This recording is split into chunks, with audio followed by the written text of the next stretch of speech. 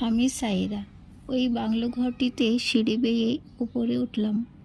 বেড়ার ঘর ও খড়ের চালা, একটি জানালা। ঘরের ভেতর আমি বসে থাকি। মাদুর পেতে কিছুটা সময় বসলাম। চারপাশের গাছেরা আমায় বাতাস দিল। মনটা ভালো লাগলো। ঠান্ডা বাতাস, শীতল অনুভূতি। মাথায় যেন সখীর পায়রারা ভালোবাসার আবেগে হৃদয় জড়িয়ে দিল। পাখি এসে কিচিরমিচির রবে ডাকতে থাকে। এই পাখি, তোমার ঘর কোথায়? ওই তাল গাছে। তুমি নিজে তৈরি করেছো? হ্যাঁ।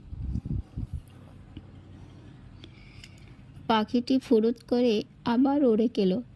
আমি ভাবছি, পাখির বাসা ঝড় বাতাসে বৃষ্টিতে ভেঙে যায় না? তাল গাছের পাতায় বাবুই পাখির বাসাটি এতই নিপুণভাবে তৈরি করেছে পাখিটি, যেন কোনো শিল্পী সে।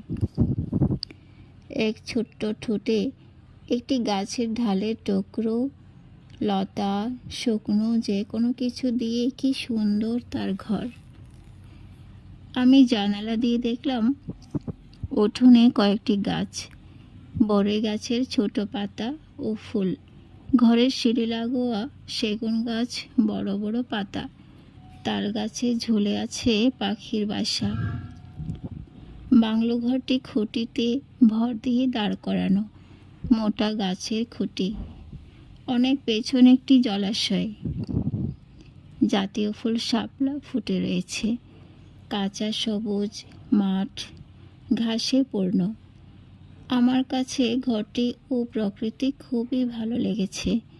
এখানে শান্তির পরশ বলিয়ে দেয়া মিষ্টি বাতাস আছে।